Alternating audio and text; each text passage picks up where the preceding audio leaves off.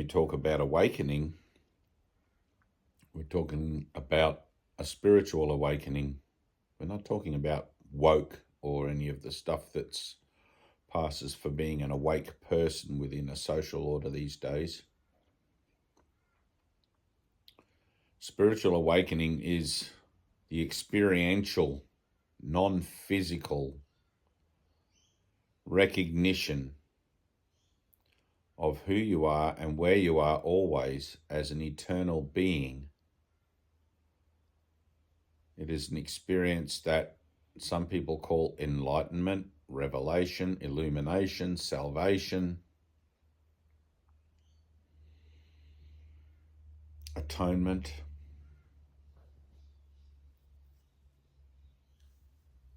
It doesn't happen in the world. It happens beyond the world, beyond the physical realm. But it is experienced in consciousness because mind is whole and consciousness is part of mind, albeit an illusory part, which even quantum physics now is starting to come to the table, that the sages and mystics of old who've been telling mankind that the world is the Maya, the great illusion, or the dream time, the dreaming, may have been onto something.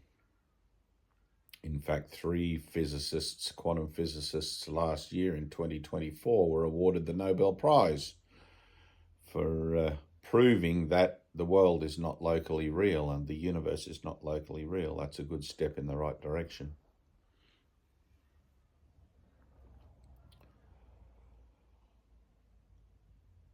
Humanity as a species, as an idea, is already over, has already ended a long, long time ago. Mind is already awake and the physical realm is no more. And this video, this residue of the experience of what never was as an illusion, as a dream, never was real, is a memory, which, much like when you awaken from a dream in the morning that you've been having at night, there's a little grasp of remembering the dream you had. That's very much what this is. It can't be explained exactly. If I were to give an example of quantum physics, how come it's already over? It's already finished. I will use the example that I'm familiar with and that I like is the idea of the sun. The light from the sun takes 8 minutes to reach the retina of your eye. By the time you recognize the sun in that place, it was 8 minutes ago that it was in that place in the sky. By then, in that 8 minutes, it's already moved somewhat, or the Earth has moved somewhat, and the sun is no longer actually where it was. If you scale that up to the universe, the point of origin of the Big Bang, billions of light years ago, by the time you recognize the point of origin of the Big Bang, the universe in its entirety is actually already over.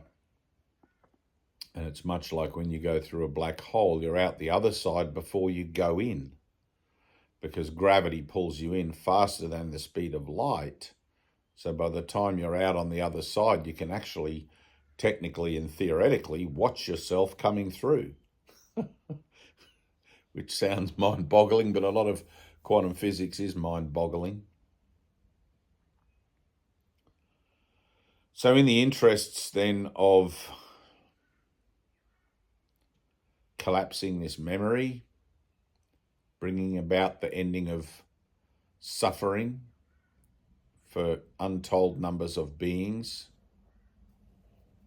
there is a process in place on a celestial order, on a celestial level, called the resurrection, which was initiated by the man called Jesus, who in his teachings tells us that he's not the flesh and we are not the flesh, we are the spirit.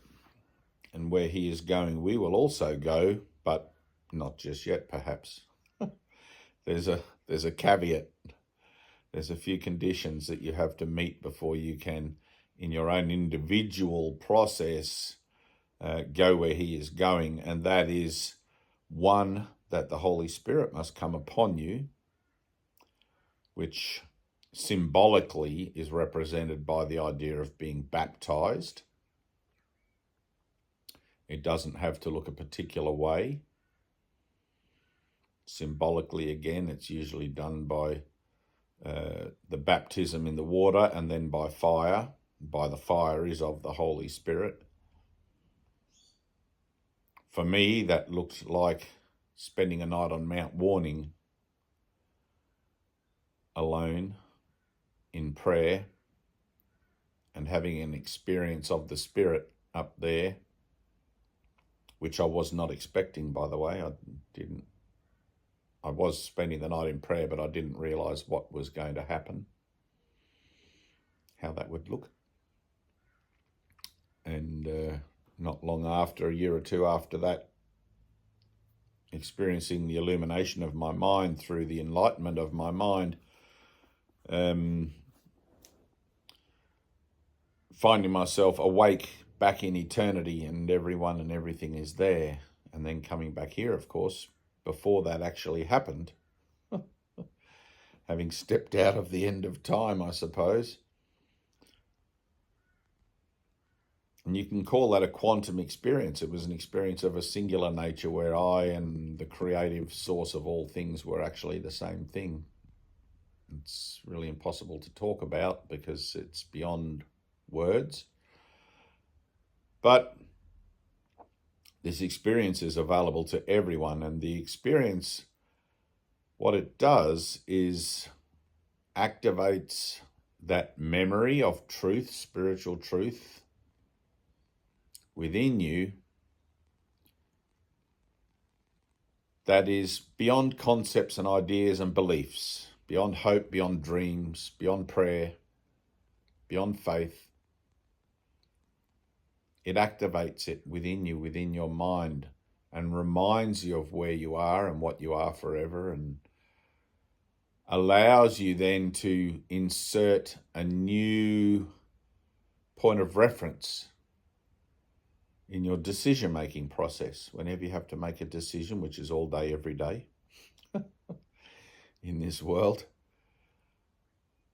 And as you begin to include that new reference point in, the truth, spiritual truth in, your mind begins to release its grip on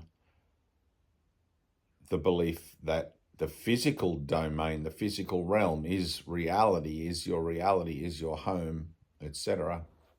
And you begin to become what it says in the Bible, in the world, but not of it.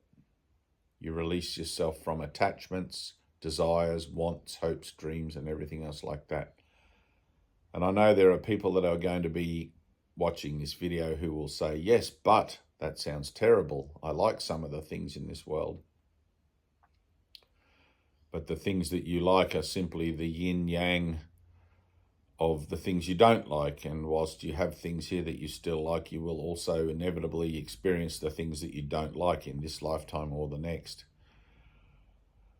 So being able to look at the world for what it is, as a place where the first stage of the dream, the first experience of the dreaming realm is intrinsically dualistic, yin-yang, opposites. Looking at it that way, you can begin to see that I don't want the good because I don't want the bad. I just want peace.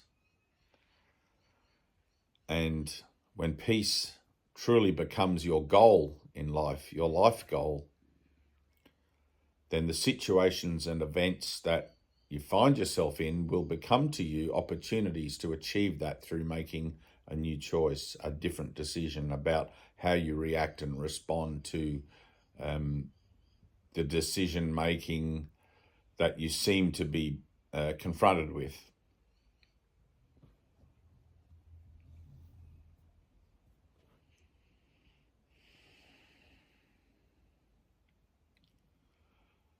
I can tell you from my experiences, and I've had quite a number now outside of the physical plane, none on drugs. People always ask me, what were you smoking?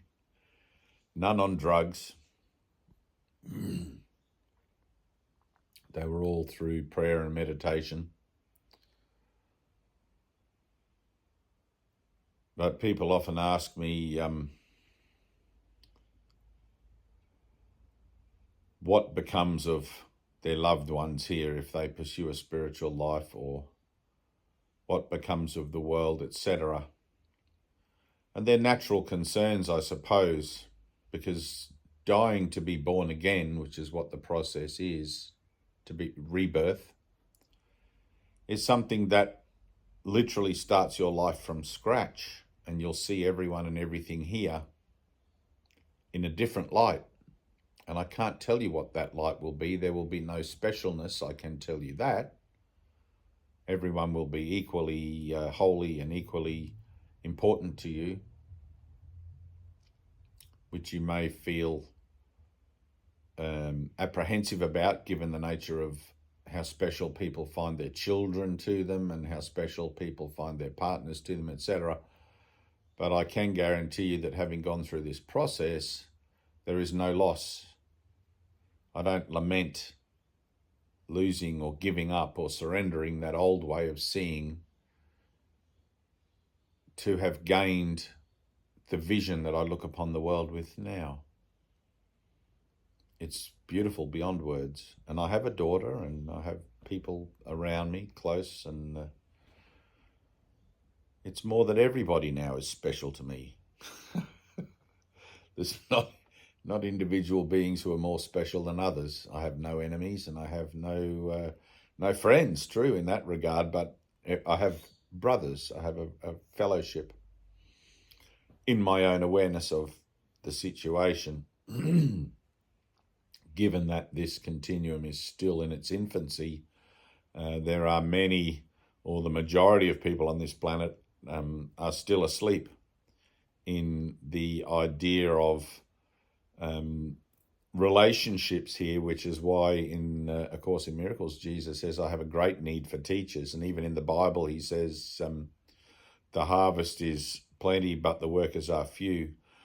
Well, we have evolved, if you like evolution, I can pretty much put this anyway, but we have evolved to a point where we are conscious beings, conscious of ourselves, self-conscious, and we can begin to look at bigger concepts and more variable and wide-ranging and far-reaching concepts of the ideas of life and our place within the spectrum of what we think life is, and allow for our minds to expand out into a universal, intergalactic, interuniversal, interdimensional perspective that might seem hard to encompass without personal experiences, such as the ones I've had, or in-depth psychological, spiritual self-analysis, such as is the process of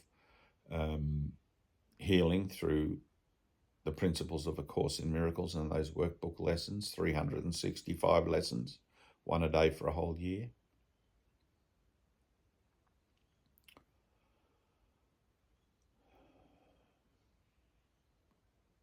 I always look at the situation I find myself in, being, my teacher would have said, we're late timers early in time.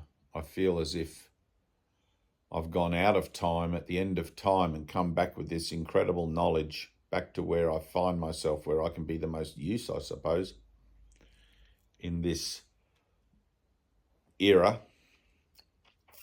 in human evolution, to bring this message, to bring this certainty that we are eternal beings, that life is eternal. So if you have been looking forward to dying at the end of all of this, I hate to bring you the bad news. You are eternal. The lesson repeats, and that's what this is. It's a universal lesson, or it's been constructed as a universal lesson in order to effect a speeding up of the repair or the resumption, if you like, of the creative flow of a particular aspect of the kingdom, God's kingdom, which we call the sonship.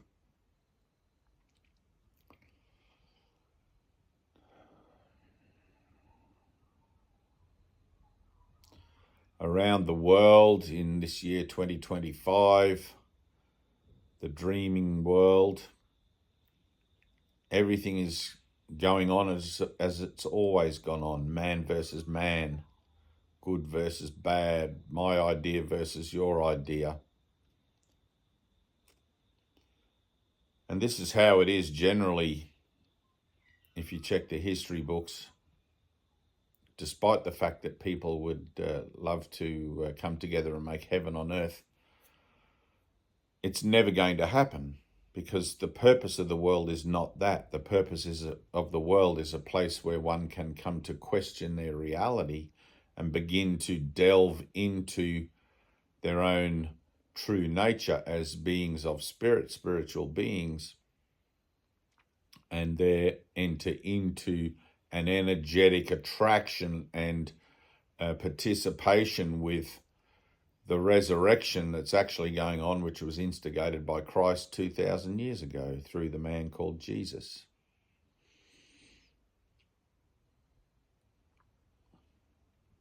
I've often been very fond of the Chinese motto. I don't know if it's a motto, but dream, perhaps, of one world under heaven. One world under heaven. Think about it. It's such a beautiful concept, such a beautiful idea, but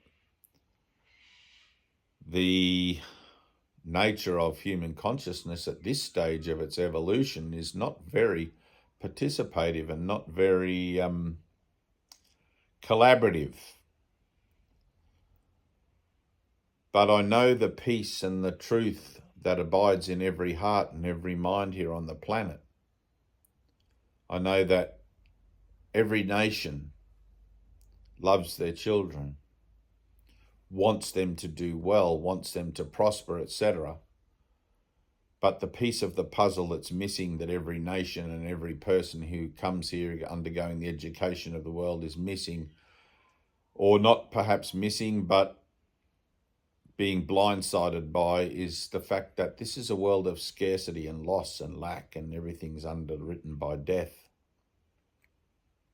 So trying to make a home here and be prosperous is, in the long term and the short term, pointless.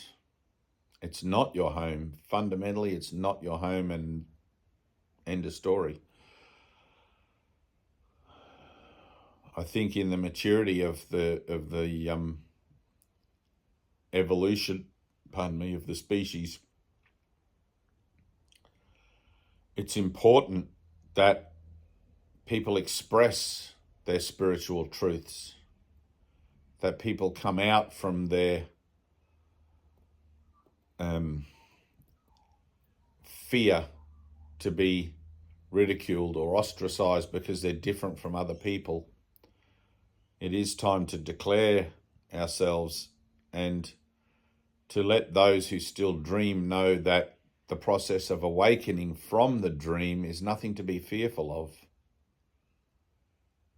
When I found myself back in eternity, everyone was there, without skins, without bodies, just our spiritual presences, our spiritual, I wouldn't say forms, but spiritual manifestations, perhaps. I don't know how to, there's no words really, but as beings of light,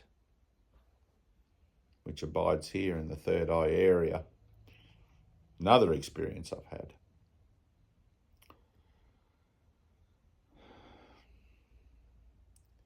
If this video ever does reach anyone of any considerable influence in any circle in the world, whether that be social, political,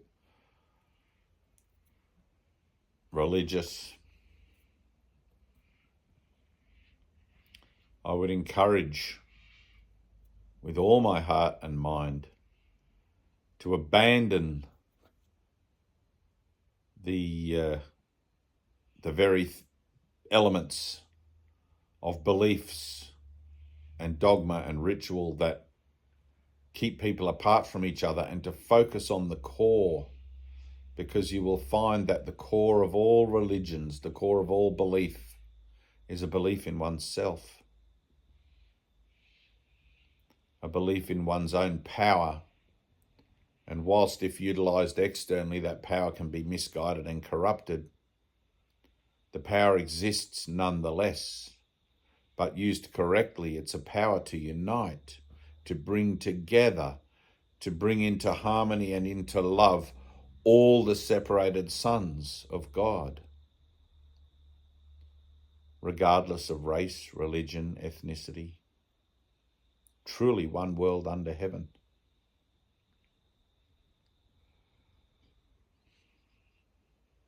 But it has to begin with education. If we are going to exist to the maximum potential in this experiment of salvation on this planet, we're going to have to learn to cooperate. We're going to have to learn to put aside mine and yours. And we're going to have to learn to become very simple.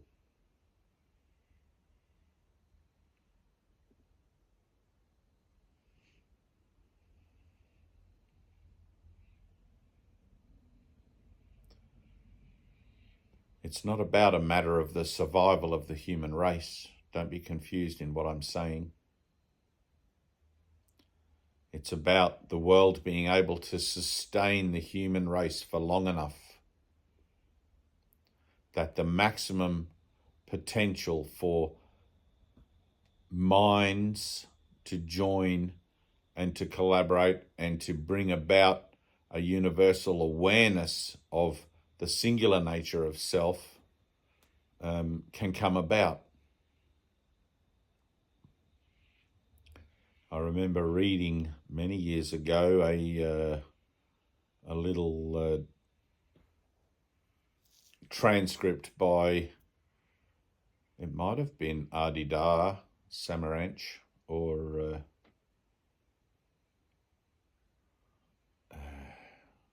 I don't actually remember now, but it was by another enlightened mind who said all you need to do is get 14, I think was the number, very specific, but 14 enlightened minds in one place to meditate,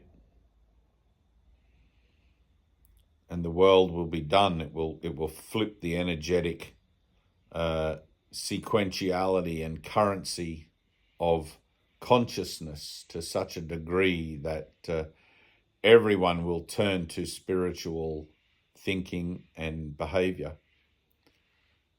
And I remember a story my teacher told me, that after the trade towers in America were destroyed, that people were so perplexed by the sudden frailty of their existence that every bookshop in New York, or I guess in many parts of America, suddenly sold out of all spiritual books. People suddenly questioned their reality and wanted to know what is going on. That which seems so solid and dependable one day is gone the next. That is the nature of temporal life. So I encourage you to come out, not to hide your light under a bushel. If you are aware of any aspect of spiritual truth, whether it be conceptual or experiential, come forth, declare yourself, teach. The harvest is ready and the workers are few. It doesn't matter if you get it wrong.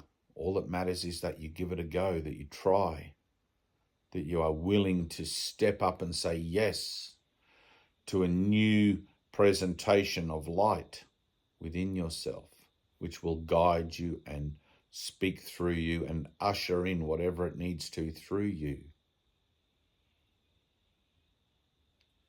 If you've been elected to a position of power within your country,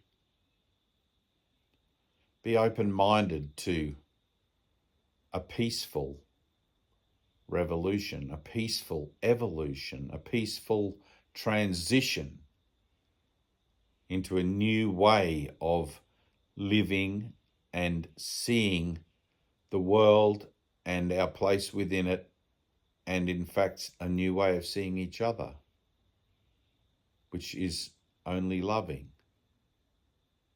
We're all in the same basket here, in this dream, in this illusion, in this place of incredible tragedy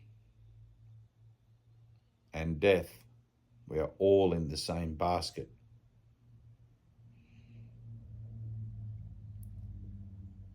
The Christ has come again,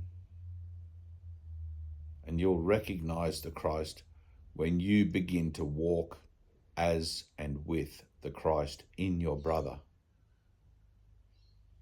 Every brother, black, white, red, yellow, doesn't matter the skin color, doesn't matter the belief, doesn't matter the religion. God is what we are because God is everything. That's not blasphemous, it's the truth. If God is everything, there cannot be an everything and then something that's not God. Simple reason. God is not a man in the sky. Sorry for laughing if you did believe that. God is the creative source of all that is. It's the energy, the life source of all living things and beyond all living things.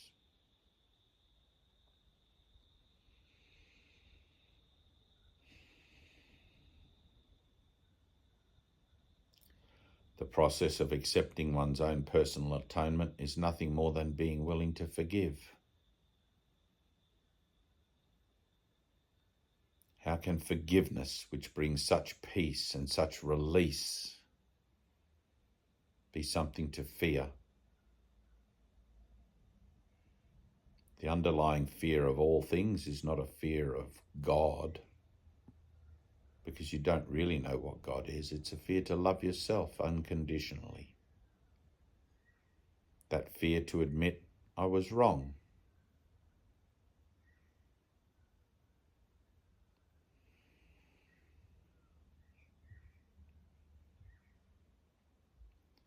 There's many sticky parts in a transformative process. There's many ring past knots where you will realize things like, I don't want peace.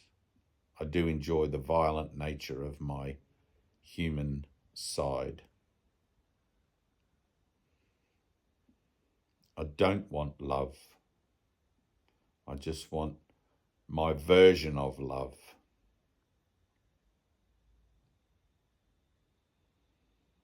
I don't want to share. I do like to hoard things.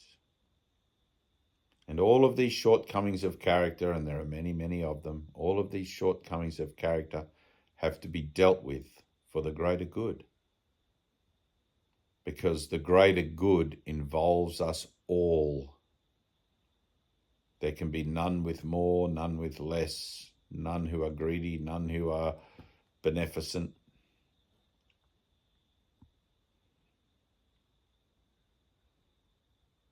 This call to awaken, this call to give as you have received, is a call to remembering that you are on a journey of the soul here. This world is not your home.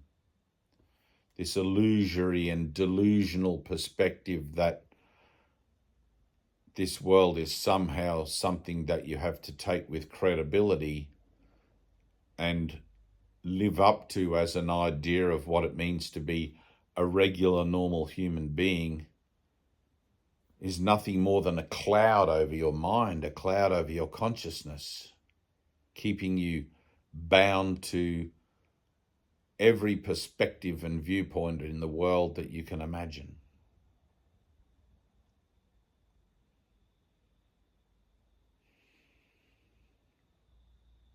You have to cut all your ropes, cut all your chains, and free yourself through forgiveness. I'm willing to forgive myself for the belief that I think I'm separate from God. That's it. There is only one problem that the human being ever faces. I believe I'm separate from God. And the answer to that problem is that I'm not separate from God. God is what I am. Be still and know that I am God, said Jesus. Physician, heal thyself. Keep your finger on your nose. Pain, suffering, and death are ideas in my own mind. When I heal my own mind of those ideas, and when I no longer see them projected out into the world as an effect of the projection of my mind, and am no longer taunted by them or upset by them, I automatically then have something to offer. I automatically then have something to give as I have received. Not to give it is to allow it to turn in on itself, because energy has to be expressed. It cannot be destroyed. You can never die. Energy has to be transformed or used.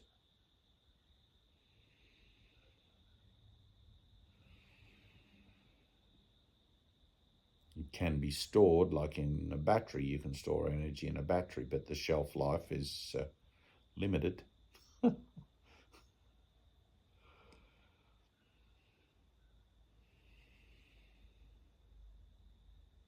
It's time.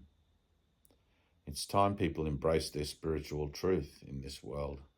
And whatever you can do to help bring that about is not only appreciated by the whole, but helps the whole.